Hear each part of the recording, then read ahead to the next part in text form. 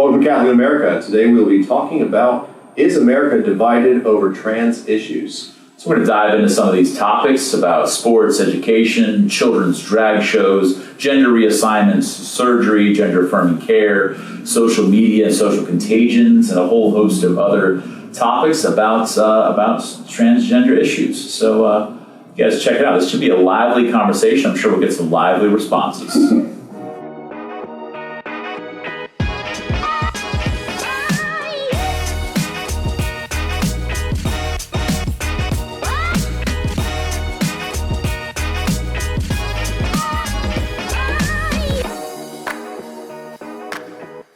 Welcome back to Catholic America. I'm Father Tom Dillon, along with my co-host, Father Michael Nixon. It's good to be here, Father Tom. So we wanted to go like a non-controversial direction for the show today. Why not? And so we're talking about this apparent split, this 50-50 split.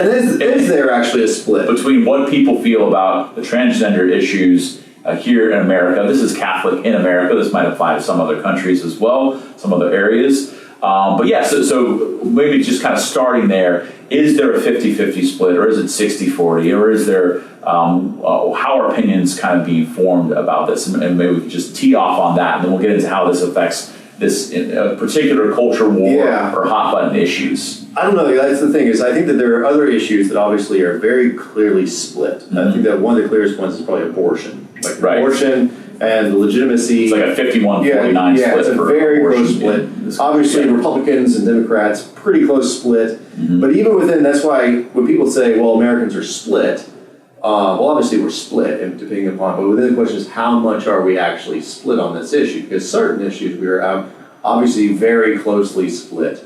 But other issues does not seem to be that case. And I would challenge the question of whether or not America is actually divided almost equally on this question of trans, because when I look into a lot of different communities and different conflicts are going on, it does not seem like everyone is on the same page in terms of that there's just you're either pro or you're anti. Mm-hmm. Because I think too, this is the thing, as far as even if people were to say like, well, a lot of people are in favor of this, or a lot of people are against it. I think the split is more, there are certain people who are very in favor of what they would call gender-affirming care and transgender rights, and the recognition that you are whatever you say you are whatever gender you say you are, and that can be fluid. There's a fluidity. There's those people, and they're willing to, not only people who are experiencing that, what used to be called gender dysphoria, but also people who are actually, I believe it still is called gender dysphoria in the DSM.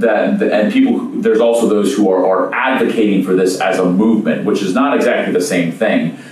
So here, anything we say that is, we recognize the dignity of every single person involved, every single person. They have infinite worth and value, loved by God. I want to be your friend. I want to encourage you to become the best version of yourself, all those things. So we have that movement. And then people who are just kind of like, I think most people on the other side of it just don't seem to care. Like, they're just kind of like, well, let's leave well enough alone. If a gentleman wants to wear a dress, he can wear a dress. It doesn't really impact me.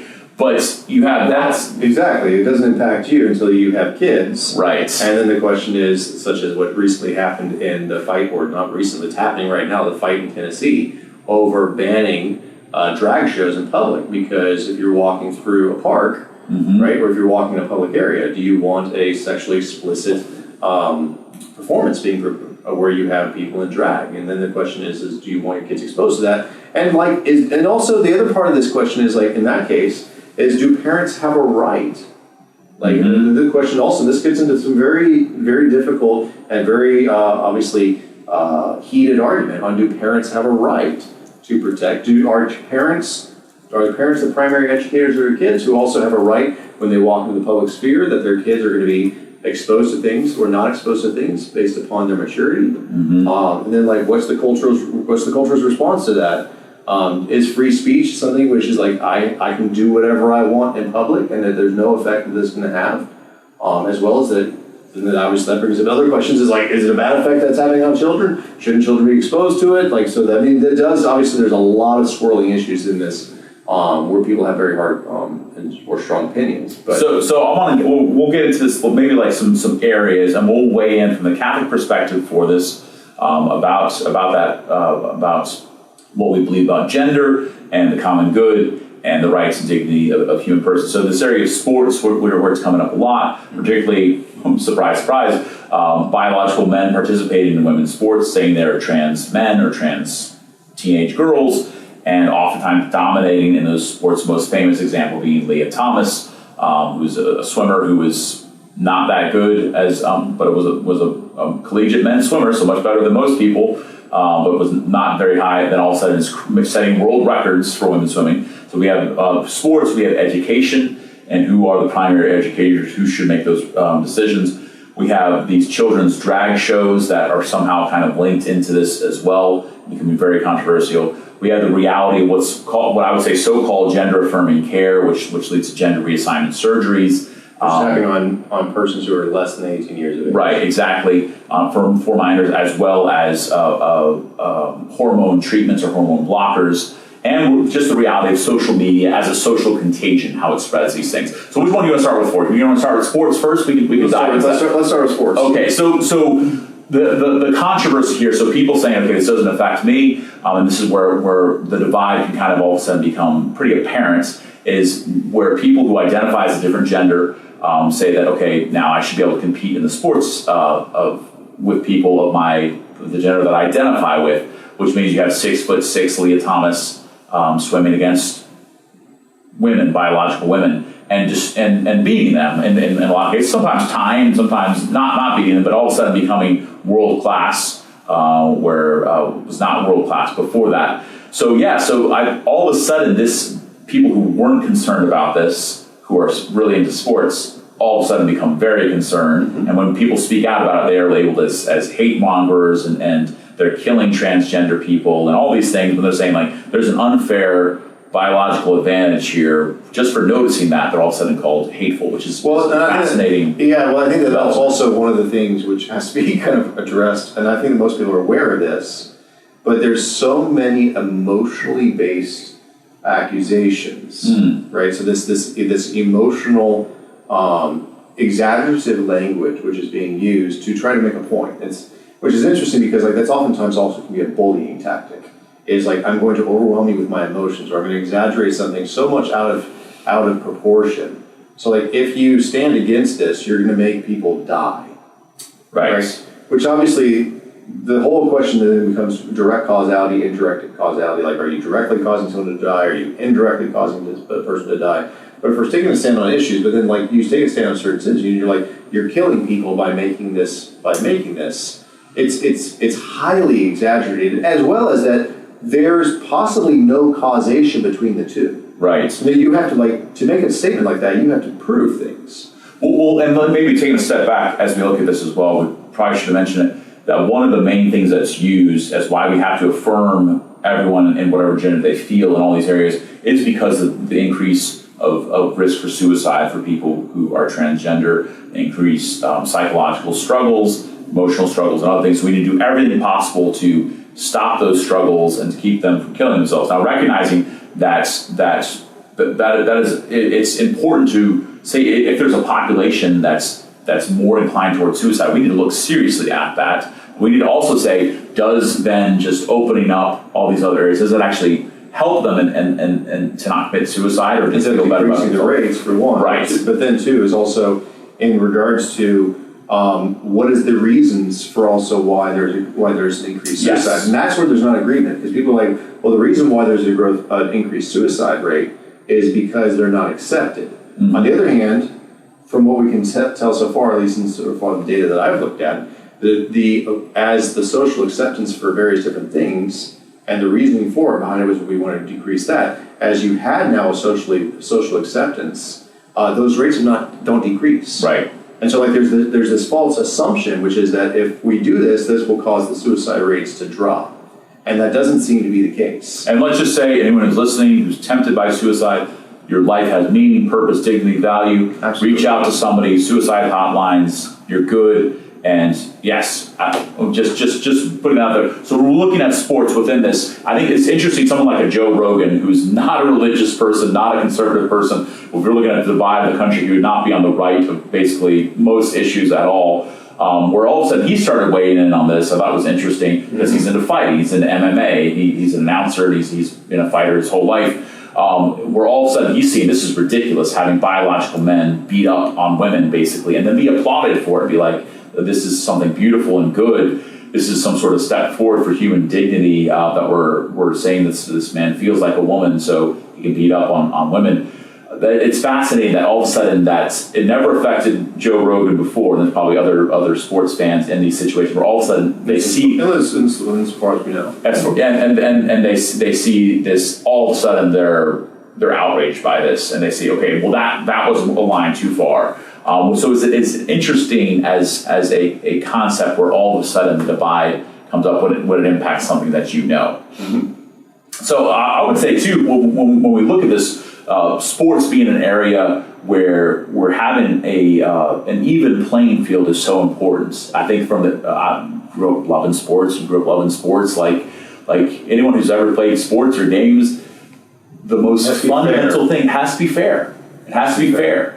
And there's certain things, and there's rules, sometimes arbitrary rules, which are created so that to ensure a atmosphere of fairness. Right, exactly. So there's certain things though that are inherently that are part of the fair. Like I have to be a human being playing against another human being. There's certain things.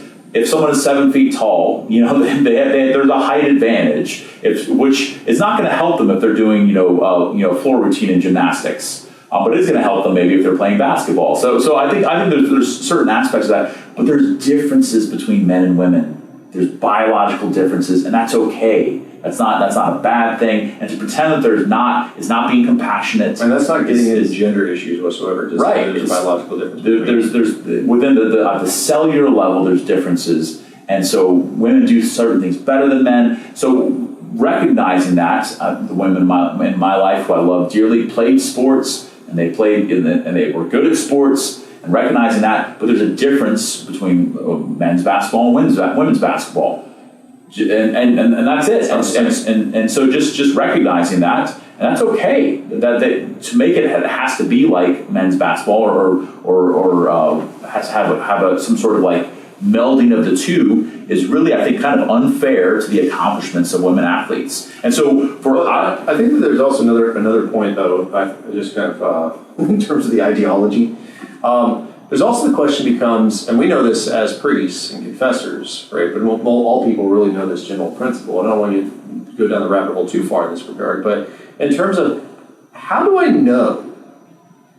Like, if I were to be, like, let's say for a moment that I'm like, kind of breathe off because I have faith. Let's say from an agnostic perspective, how do I know if this person is actually what they say they are, or if this is deception and lying, right? How do I know if this person is actually trying to get an unfair advantage? Because there's obviously a monetary advantage to competing well in sports. There's obviously a fame perspective of the fame and the attention. And money and attention are two things that human beings crave and want. Yeah. So then the question becomes, how do I actually know this, right? And that's also the question that can be also even asked about the whole movement in general. Is like, is this whole thing, is this a faith-based mode? Because like for a person who's looking at me, and I know biologically they are, and they tell me that they're not, that they're the opposite sex based upon gender theory, right? But I don't know that. All that I know is that I have a biological male in front of me,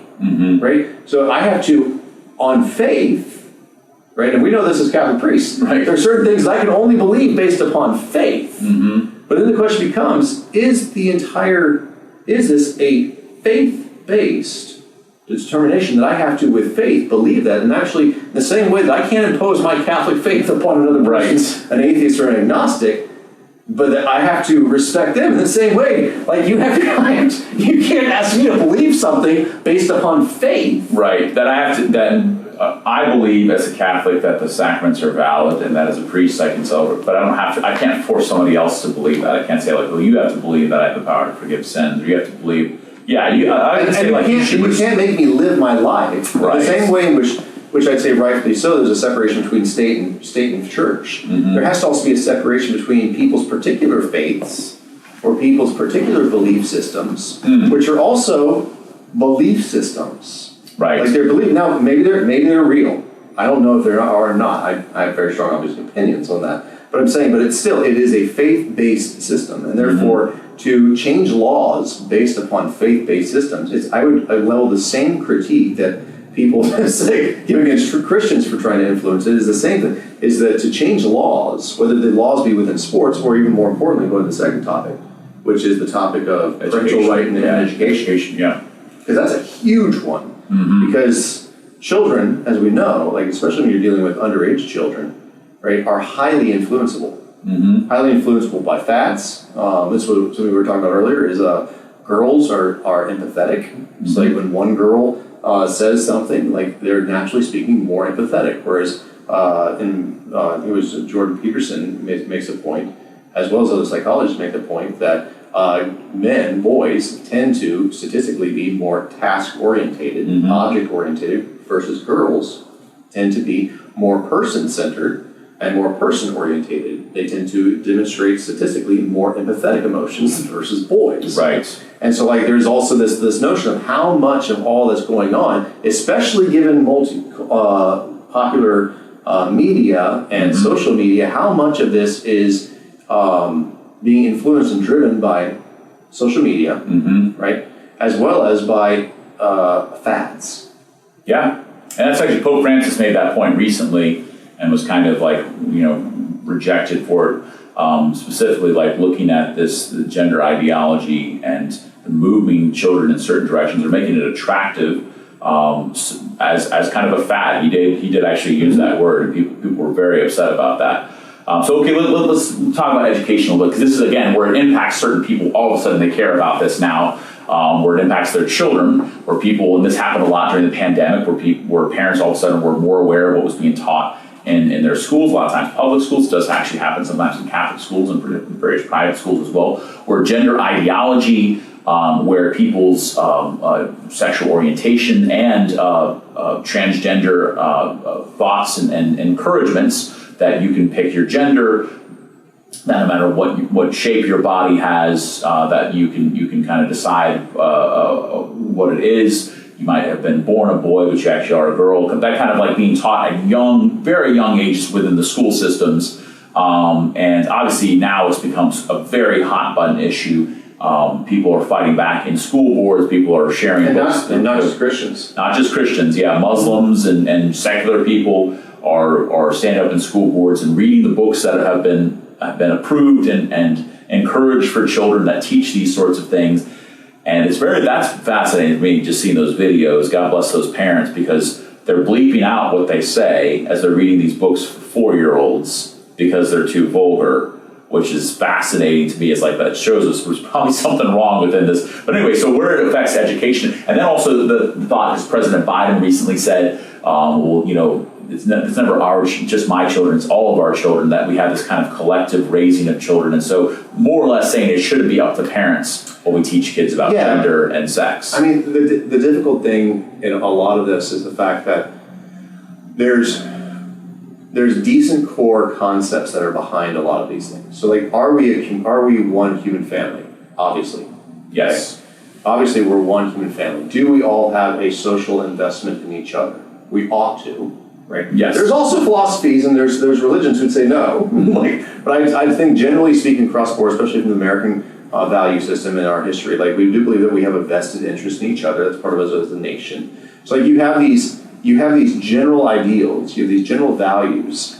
But the problem with some of these things is they're not virtues, right? Mm-hmm. They're values. And a value is different than a virtue. The virtue is universally always true, mm-hmm. right? Versus values can ultimately be particularly true. It's like, yes, are we one human family? Yes. But for me to say that, therefore, all of our children, right? To say, because we're one human family, which is what the value is that's based upon, which is a good value, which is true, like, therefore, right, so there's the logical jump, therefore, we all, like, socially together, we're going to choose what we're going to educate. And actually, it's not all of us together. One segment of the population is going to choose what it is. And this segment of the population, not everyone agrees with. Right. Which is this very progressive, liberally minded, that this is what this is, that children, that all these various different concepts are being taught but they're not universally agreed.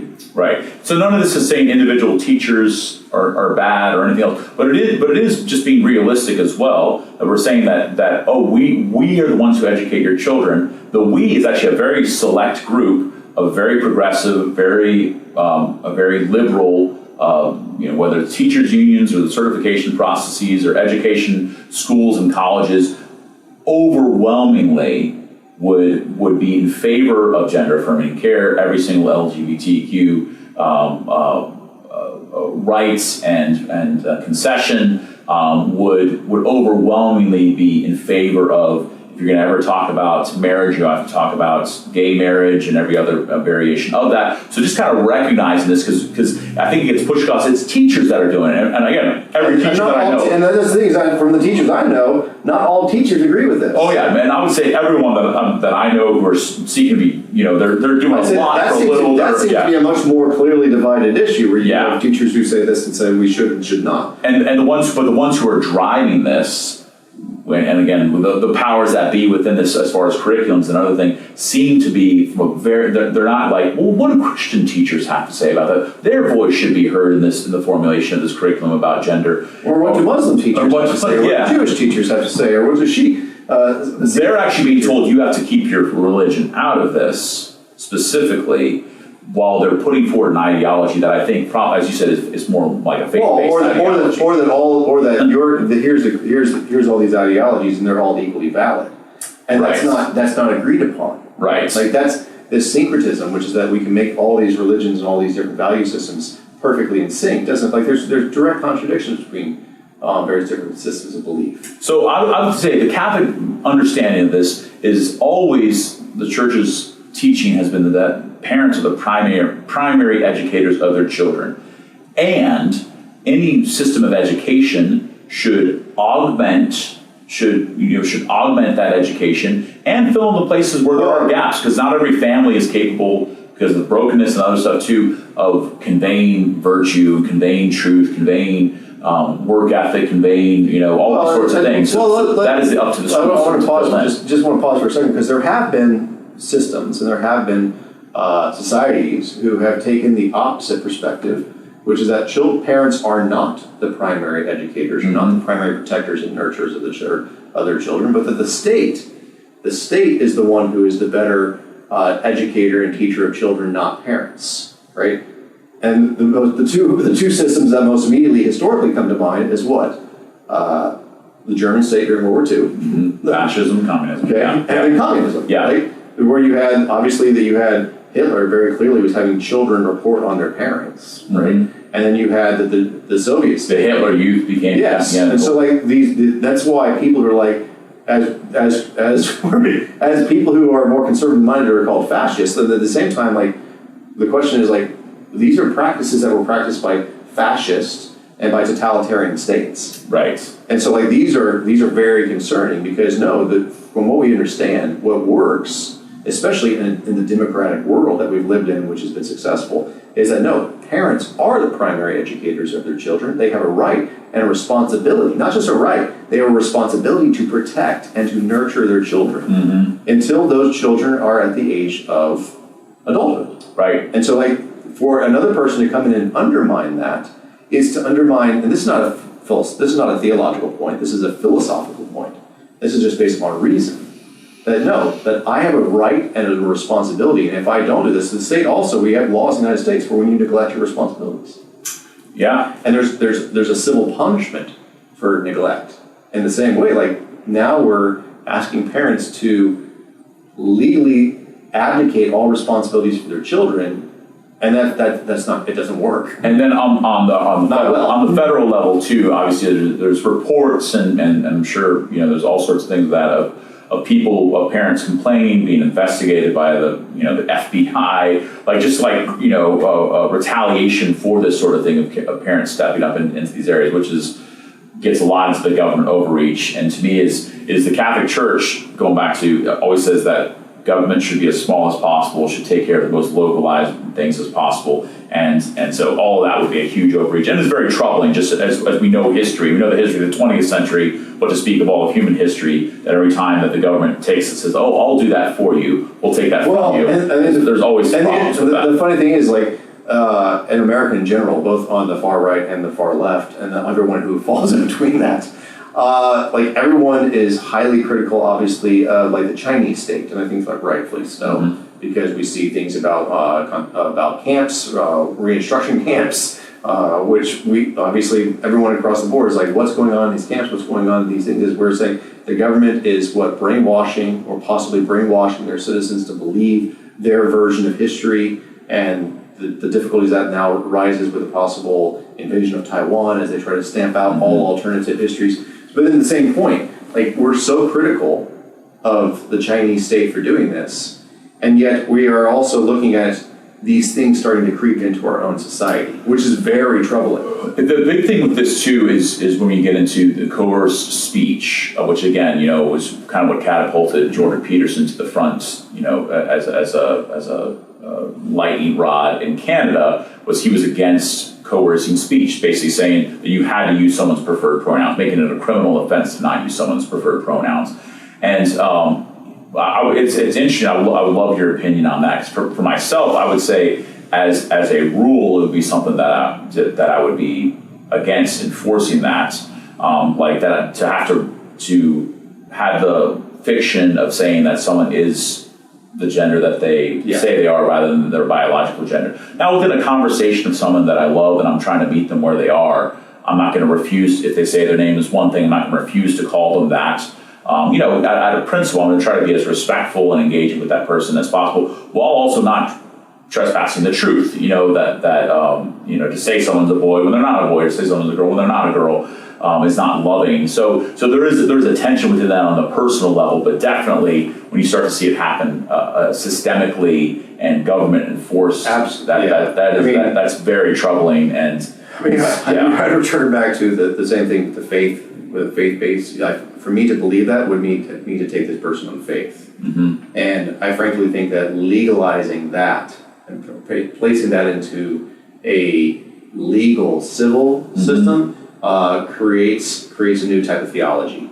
And I frankly don't want to. I don't actually totalitarian theology. A totalitarian theology, and I frankly don't want to actually, for the sake of everyone, I don't think that totalitarian theocracies work very well. It didn't work in the Middle Ages. It's not working very well in the Middle East right now, and I don't want to see a totalitarian theocracy rise up. It's interesting, as we say, as we've been kind of talking about sort of these, this is the public school system mostly that we're talking about within education, but the whole separation of church and state within the American context is the state will not institute a church that everyone has to believe. And the church being a state-based belief system. Yeah, right. Which a belief system which is based upon not hard sciences. Yeah, like that's exactly what we're talking about here.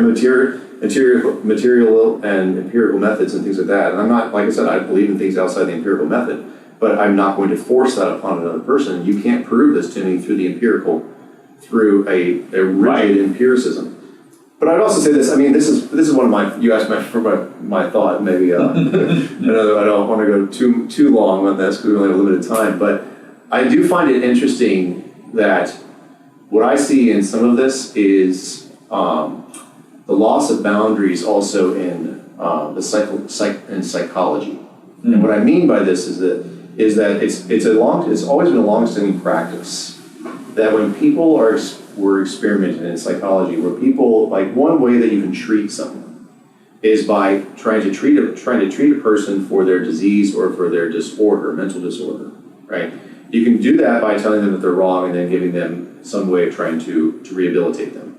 But there's also another type of treatment that has been done in psychology. And you remember the movie, what was it? It was Leonardo DiCaprio, where he played... Shutter Island. Yeah, Shutter Island, right? Yeah. So the whole basis of Shutter Island, right, if you remember correctly, was that there was a psychiatric treatment to treat a person with a psychiatric problem, right, who was in psychosis, could not tell the difference between reality and fantasy, And so they allowed him, controversially in the movie, right, because it was one of the first times in the movie it was depicting this as being done, they allowed him to play out his fantasy, right? For the purpose of leading and guiding him, trying to lead and guide him through therapy, to try to lead him and guide him to let go of his psychosis and to embrace reality, right? But the reality was much harsher and he didn't want to deal with reality, right? But the whole point being is that that's a practice in psychology of allowing a person to play out their psychosis so that you can ultimately lead them back to reality. What's happened, though, in my opinion, what's happened is that we've had the treatment of people who have mental diseases and various different emotional disorders, various different types of disorders, to now, as opposed to treating them in a confined environment, because actually in the movie, as well as in the treatment itself, that's confined to a place where it's not going to grow out to the rest of society.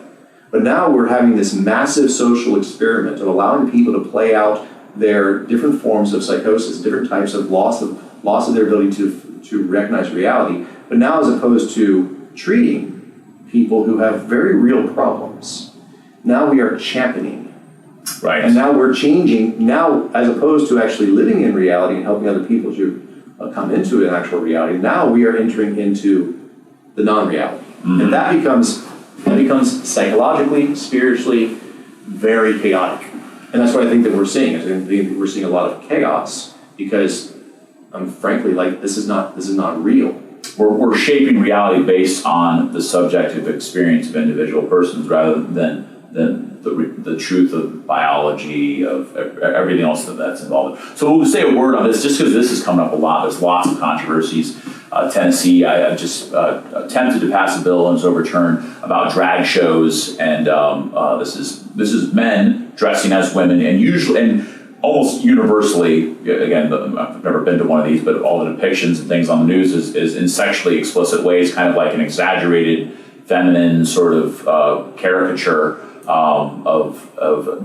and inviting women or children to these. No, in fairness, they would say, in fairness to the party, they would say that this is an expression of themselves. Right. They're not exaggerating. Like that would be. They would say they're not exaggerating. They're just saying that they're expressing themselves. So again, how in any way that I'm offensive by not understanding that, I plead my ignorance. But recognizing the controversy then becomes where these shows and story hours and other things are done specifically for children, but also drag shows that have sexually explicit dancing, kind of suggestive dancing, strip teases and other things, having children at these shows.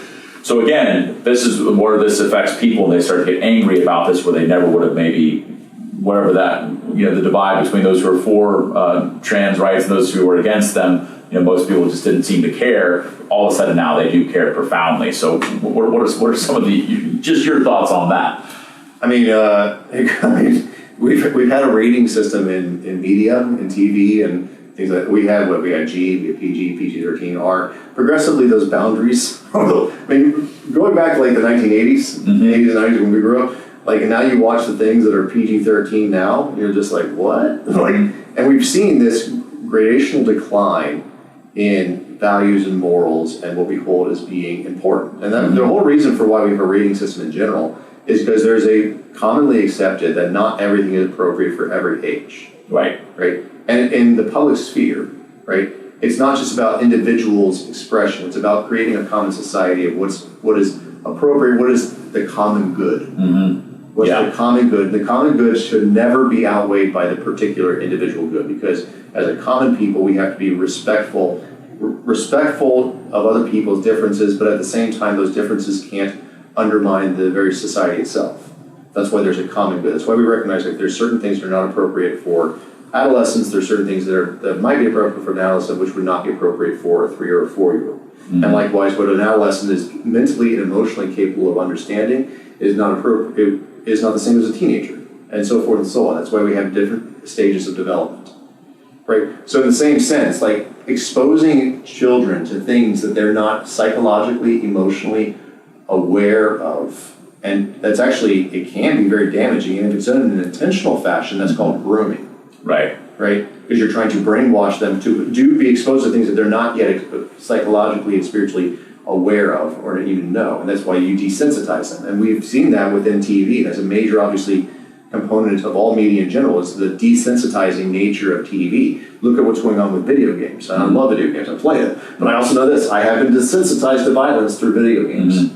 And the same thing, is like there's a desensitization which happens. We all know this, right? And so that's the thing, is like when you're having things that are happening that like would have been in the past regulated to X-rated, right? Which is that not even most adults want to have this thrown in their face. That's why they're going to X rating. There was a certain few select people who the government was not going to say that you can't do this, but you had to do this in a controlled environment because it does have an effect upon other people. And likewise, why we didn't allow children. We still don't allow children who are under the age of 17, I believe it is, into R-rated movies. You have to be 17 or 18 to get into that because the content is explicit. So to liberally interpret the law and say that because the Supreme Court doesn't have anything that determines the difference between sexual content and that this is a free speech, this flies in the face of hundreds of laws that we've had in the country which regulated what is appropriate. And like I'm saying, what I'm saying right now is not faith-based, it's reason-based, it's psychologically based. It's based upon healthy developmental growth. And I think too, it's just kind of, that if someone were to show, pornography outside of these contexts to children, that's a form of abuse. And I think that this is bordering on that, if not trespassing that. And so and to allow a child to be mutilated. Well, we're going to get to that too. That's going to be our next. But I would say the flip side of this, because this is one of the things I have heard as a contrary argument. I just want to say a word about this, where people say, well, you're exposing children to the Bible, and there's all sorts of, rape, that's why we have children's Bibles. Yeah, rape and pillage and violence and this, God slaying people and everything. And I would say too, absolutely, that we have children's Bibles, that we allow children to mature in understanding the main message of the Bible about the love of God and sending His Son to die for us, all these different things. God has a plan for our lives. He works through the Old Testament prophets, to allow them. So the Bible does deal with the difficult aspects of life. Oh, horrible! Those were some of my favorite stories in the Bible. Horrible things that do happen, but it's against it in this context. So so would it be sinful? And I would say it would be to have a graphic depiction of some of the horrible things that have happened in the Bible to show them to kids. Yeah, I would be against that as well. I totally. Well, that's why we don't, generally speaking. There's certain stories in the Bible when you come to Mass on Sunday that we don't cover certain stories, because it's for a Bible study with adults, right? So they can understand some of these things. And the things that usually we regulate to those Bible studies for adults are issues like these, right? Absolutely, because we recognize that children it's only going to cause them to become confused. So we just want to say a word here. This is the other thing where it's come up with gender reassignment surgery, and then euphemistically called. This is I think one of the deceptive aspects of this, because is gender affirming care. They're affirming the gender that, and this is when we're talking about children, specifically with children say that they are, so that children are oftentimes, in many states, put on puberty blockers, there's hormone treatments, there's binding and various kind of like clothes that they're encouraged to wear. It's a big thing that Target got in trouble for promoting this, and to the point of actual reassignment surgeries of taking off taking off healthy breasts, healthy penises, replacing them with phallic devices or wounds that are supposed to be simulate basically a vagina. This reality is happening in this country. It's being exposed a lot. Some major hospitals were engaged in this or have been engaged in this, and some still. So that's. People are starting to see that. The What is a Woman documentary kind of exposed a lot of those things, and in that kind of bombastic way that they have. Very funny in a certain regard, but also obviously it was also meant to be making a point, being controversial. But I mean, one of the interesting things that I've seen in this is that some of this and what we've seen in this, because people are like, this is all scientifically based. This is all like this is science. This is what it is, and this is not science. It's soft science. Like it's based upon sociology theories and their theories.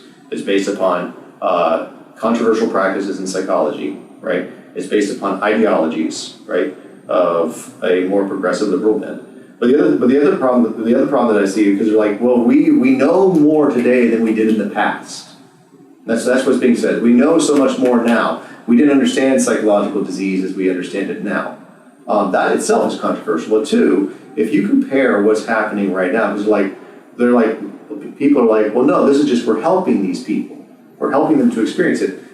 If you compare this right now, what's going on in the country with the gender reassignment surgeries in particular, where you're having children, adults are adults, I disagree with obviously for that, but for children it's different, because you have a person who's able to give full consent when they're at 18 years of age. Before that, they cannot give full consent, right?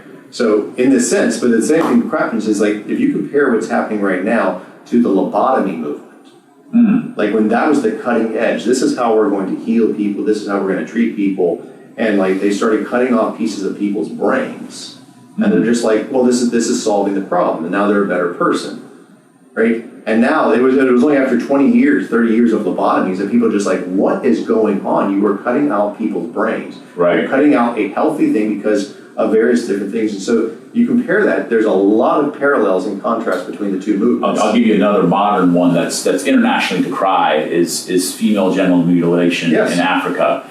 And that as a socially pressured and socially rewarded activity where girls would say that they're choosing this even, and still we recognize the horrific nature of this, of the mutilation of functioning bodies and organs for the sake of a societal norm or pressure or religious or quasi-religious. Well, and then the riposte becomes, Christians and Jews circumcise, and actually Christians, that's not part of actually our faith. Some people choose to circumcise, right? Male circumcision, and then obviously the Jewish. But there's a difference between, in circumcision, like in that case, between where you harm the well-functioning organ, where it no longer functions properly, versus when you have at an adolescent age too. So there's also the other aspect as well. So in a sense, the international community has decried this. There have been huge movements for education and for getting rid of this and for helping women to recover from it, all sorts of things, which God bless those people that are doing that because there's a lot of it too. I would say the philosophy behind it has to do with some things that are antithetical to my understanding, our understanding of the human body, of the goodness of the human person, of women's bodies, the goodness of that of their sexuality, all those things. So recognizing there's a philosophy behind it. But it's so fascinating to me that in a sense you could use the exact same logic that's being used towards puberty blockers, gender reassignment surgery for children that was being used to defend female FGM, which again it shows to me how this is not scientific. This is actually doing profound harm for kids that are in very vulnerable positions, and when you see people, and this is what's actually happening in England now. England was a little bit further ahead of the United States in the practice of puberty blockers and actual gender reassignment surgery. Now they have a lot more larger percentage, I should say, at least, of a population that is now in their 20s and 30s, went through these things as teenagers and are beginning to sue. Mm-hmm. And so there are actually huge lawsuits happening throughout England for these organizations, and some of them have completely retracted their whole plan of care for children that was based on like what one child says and what one doctor says, instead of like a whole barrage of psychological studies and other things, which to me shows that this was never at its core about the science or about the medicine of it. It was about, there was an ideology, there was ideologically driven people who were promoting this, and children are the ones who are suffering. And in some cases there's a financial benefit. Huge, which that came up in Tennessee, where there was a hospital that talked about how much money they're getting from a kid that's on puberty blockers their entire life. When they have if they have a gender reassignment surgery, there is ongoing surgeries and care that's happening their entire life. So you're talking about huge financial benefits, which is always coming back to the person themselves is good. Even if someone's gone through a gender reassignment surgery, you're good, you're loved by God, we recognize this, but we need to understand that sort of the industry around it and the philosophies around it. For us as Catholic Christians, and I think as human beings, we see there's a lot of, it's something evil because it's destroying the human body, which is created good by a good and loving God. Correct.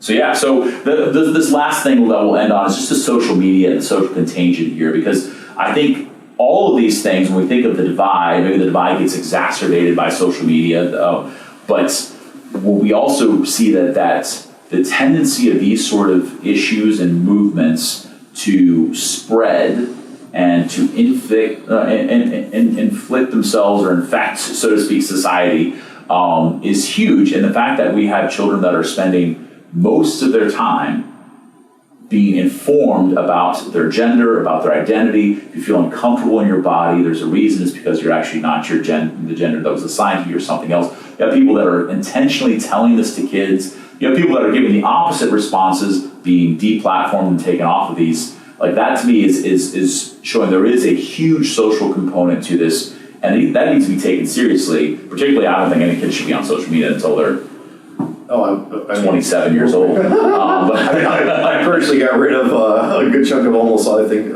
most of my social media accounts just because I'm just like, one, it's I don't see it as a, oftentimes it can become a huge waste of time. Right, yeah. But two, then the other question comes to a certain extent, what's the qualifications? Like, people know to a certain extent, like you could say the same thing because some people might be watching this right now on social media, which I'm glad you are. As soon as you finish this video, to leave social media. But to a certain extent, you also know that, like when you see this, generally speaking, you know that there's some qualification, right? At least you know that we have theology degrees. We have I'm philosophy degree. Did you have a philosophy degree? No, history, man. History, yeah. So history. Yeah, my philosophy. So I mean, we do, but I mean, you have higher degrees. Obviously, we've been commissioned by the church. We've been given the authority of the church.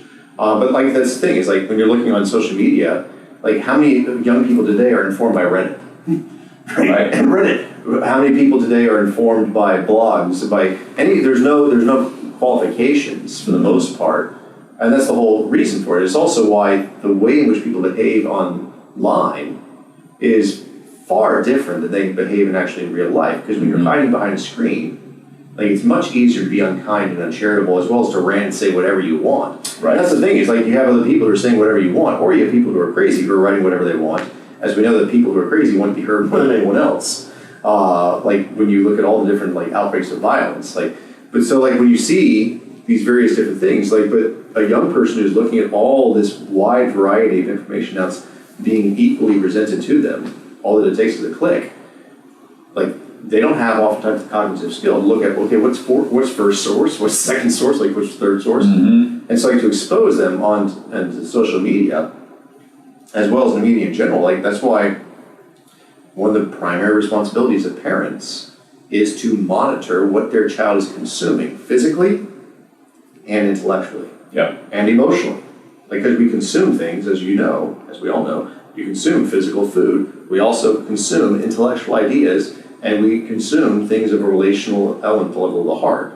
And so parents have a fundamental right as well as a responsibility to know what their kid is consuming.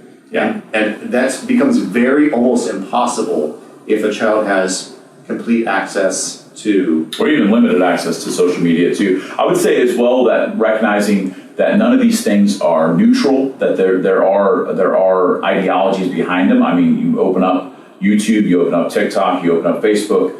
Once June starts, which is Pride Month, and everything is going to be inundated with pro-LGBTQ stuff, with the stories and highlighting and upticking and the testimonies of people who are in favor of transitioning, of transgender ideology, of gender-affirming care. All those things are going to get highlighted. So just recognize we're not in a neutral environment here. And so that is impacting this. So I think, too, when you think about the divide, particularly says that younger people are much more in favor of LGBTQ or of the trans issues than the older ones. Recognizing, too, that a huge aspect of that is because they're being inundated on a daily basis with a very intentional plan of attack, plan of formation in these areas. So the kids aren't bad because they believe that. They're not evil. But we do need to recognize that, and we do need to ask the tough questions about how we're learning these things and what is the truth. What is the biological truth? What is it? What are the actual experiences of good and bad of people who've gone through this type of care? What does the Bible say about this? What does the church say about that?